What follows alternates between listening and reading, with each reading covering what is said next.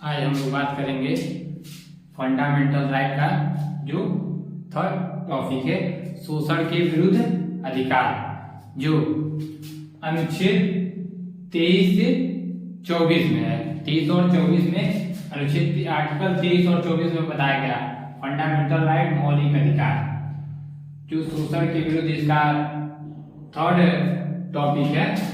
जो हम लोग को 6 अधिकार दिया गया है उसमें क्या है, तीसरा टॉपिक है शोषण के विरुद्ध अधिकार, जो आर्टिकल 23 से 24 में बताया गया है।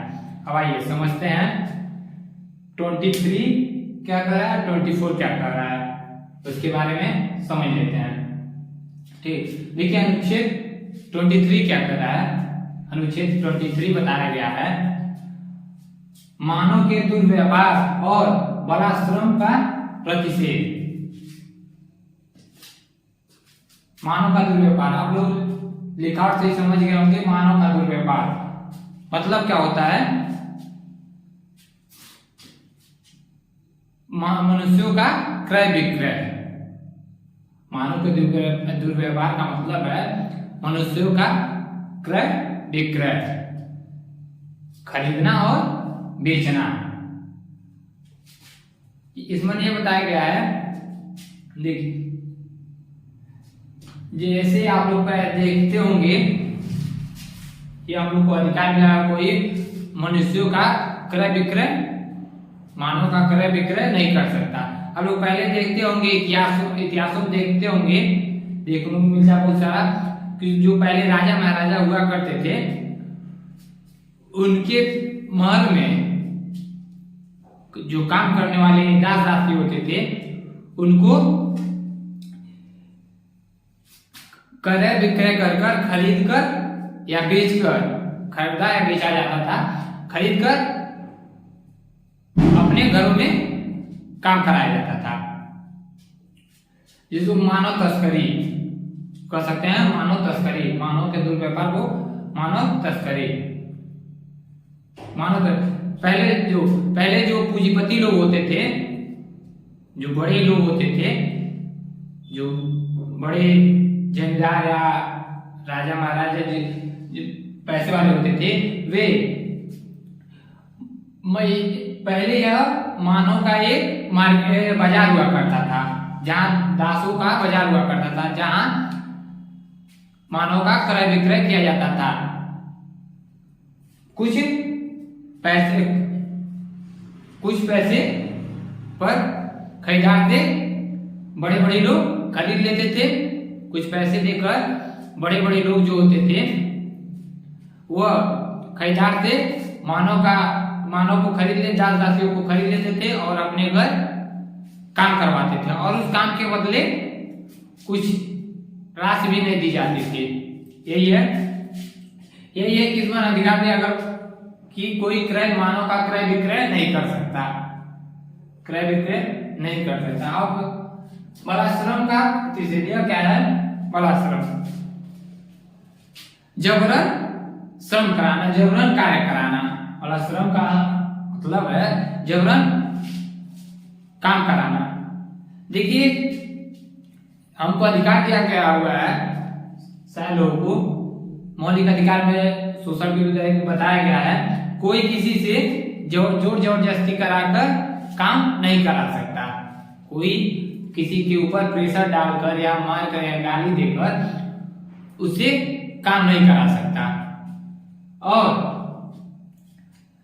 जहां काम किया, अगर मजदूर कहीं काम करते हैं,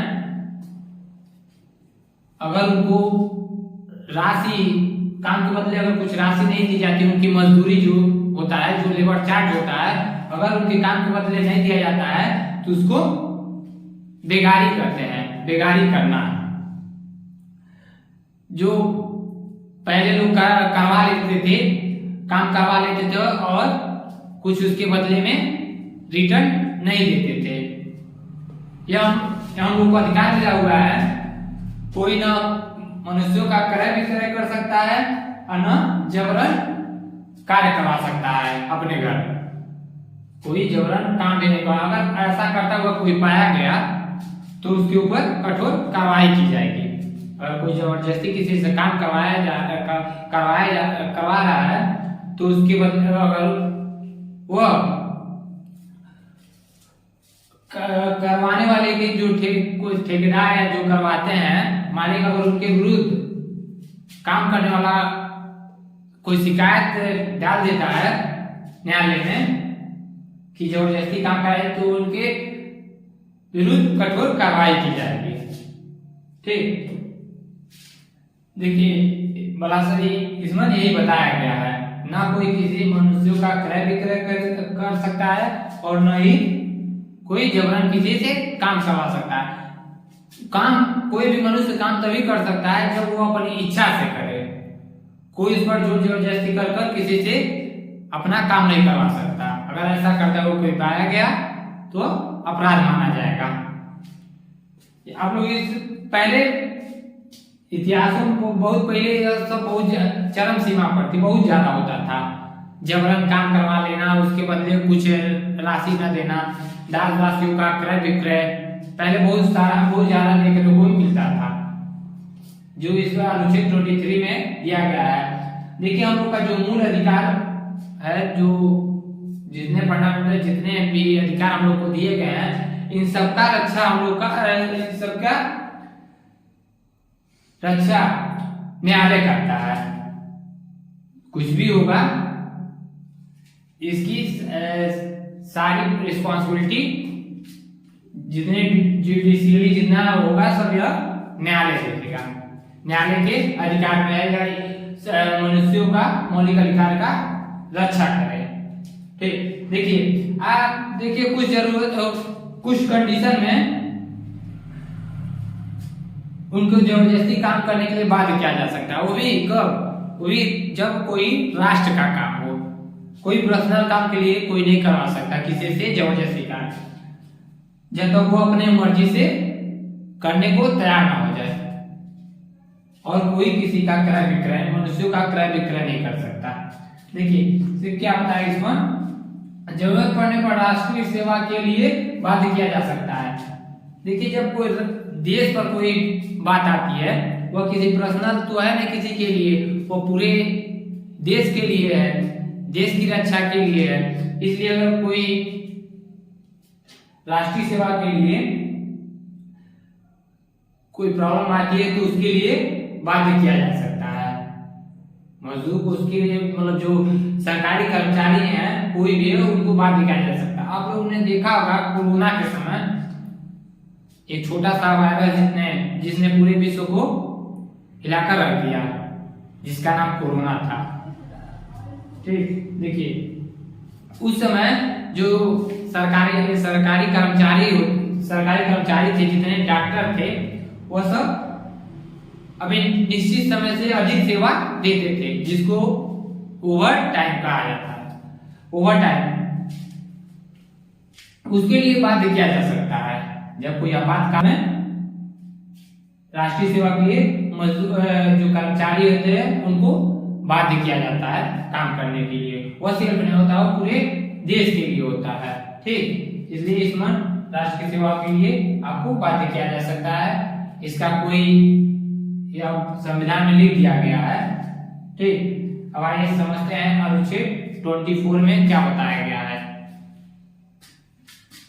उस कोरोना के समय जितने भी कर्मचारी थे, अधिक से अधिक लोगों ने ओवर टाइम काम किया और कोरोना से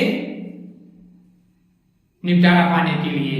इसलिए उस समय देखते होंगे हर एक जगह, हर एक हॉस्पिटल में मरीजों की संख्या बहुत ज्यादा हो गया था। उस समय बेड की भी दिक्कतें बहुत सारी आ गई थी हॉस्पिटलों में। उस समय जो डॉक्टर होते थे वो अपना पूरा टाइम मरीजों के देख रेख में लगा देते थे। उस समय वो अपना ओवर टाइम देते थे ऐसे परिस्थितियों में। अब ऐसे आइए समझते हैं आर्टिकल 24 क्या कर रहा है। आर्टिकल 24 क्या बता रहा है समझते हैं। देखिए बालकों का नियोजन प्रतिशत इसमें बताया गया है। जो बच्चे होते हैं, छोटे बच्चे जो होते हैं, वह कारखानों, खदानों और जो जोखिम भरा जहाँ जो काम होता है उस जगह पे इनकी नियुक्ति नहीं की जाएगी। जिनकी उम्र जो बच्चे छोटे बच्चे जो होते हैं उनकी जो उम्र 14 वर्ष से कम होती है तो उनकी नियुक्ति किसी कारखाना या खदान जो होता है या जो जोखिम भरा काम होता है ऐसे जगह में उनकी नियुक्ति कोई नहीं की जा सकती। अगर कोई ठेकेदार या मालिक, ऐसा कंपनी मालिक अगर ऐसा करता हुआ पाएगा तो उसके खिलाफ कठोर कार्रवाई की जाएगी। ऐसे बच्चे जिनकी उम्र 14 वर्ष से कम है वह उनको कोई जबरदस्ती काम नहीं करवा सकता। किसी कारखाना या खदान में कोई भी मालिक या ठेकेदार उनको नियुक्ति नहीं दे सकता। अगर कोई ऐसा करता हुआ पाया गया तो उनके विरुद्ध कानूनी कार्रवाई की जाएगी। क्योंकि आप लोग देखते होंगे जो 14 वर्ष से कम एज के बच्चे होते हैं यह सामान्यतः भी ये पढ़ाई और खेल कूद का होता है। अगर ये और जो 14 वर्ष से कम के बच्चे होते हैं यह बहुत मैच्योर नहीं होते हैं, उनको सही गलत का सही पता नहीं होता है, क्या सही है क्या गलत है, क्या सही है क्या गलत है। इसलिए इसमें बालकों का नियोजन अनुच्छेद 24 में बताया गया है। अगर कोई ऐसा करता हुआ पकड़ा जाता है, अगर कोई ऐसा करता हुआ पाया जाता है तो उसके ऊपर कानूनी कार्रवाई की जाएगी और ठीक यही 24 अनुच्छेद 24 में बताया गया है। ठीक, देखिए आगे हम लोग बात करेंगे धार्मिक स्वतंत्रता का अधिकार, जो फंडामेंटल राइट का चौथा टॉपिक है। फंडामेंटल राइट का धार्मिक स्वतंत्रता का अधिकार, राइट रिलीजियस फ्रीडम, उसको नेक्स्ट हम लोग उस पर बात किया जाएगा। आप लोग वीडियो को सब्सक्राइब कीजिए, लाइक कीजिए और कमेंट कीजिए जो आप लोगों को इसमें नहीं समझ कर पूछ लिया कीजिए, इसका जो आप लोगों को समझ में ना आ रहा हो।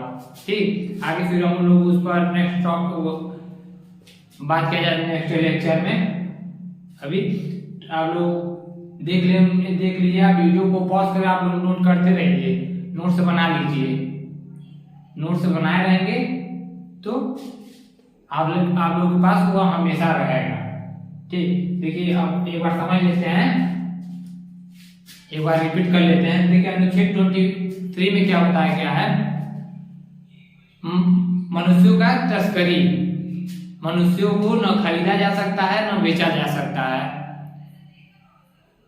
खरीदने बेचने पर रोक लगा हुआ है, कोई ऐसा कर नहीं सकता। अब मौलिक अधिकार में बताया क्या हुआ है। और बलात्श्रम, जबरन किसी से कोई काम नहीं करवा सकता है, जबरदस्ती किसी पर दबाव डालाकर कोई किसी से काम नहीं करवा सकता है। अगर कोई ऐसा करता हुआ पाया गया तो उसके ऊपर कार्रवाई की जाएगी। और कोई किसी व्यक्ति से कोई बेगारी करवा सकता है। बेगारी का मतलब है वो अगर कोई काम कर रहा है अगर उसके बदले उसको रिटर्न में जो उसकी मजदूरी होती है, जो उसकी लेबर चार्ज होती है, अगर उसको न दिया जाए तो बेगारी कहलाता है। ठीक, और 24 में क्या बताया, बालकों का नियोजन, बालकों से कोई 14 वर्ष से कम आयु के जो बच्चे हैं उनको किसी कारखानों, खदानों या फिर ऐसे जगह जो जोखिम भरा काम हो वहां इनकी नियुक्ति नहीं की जा सकती। कोई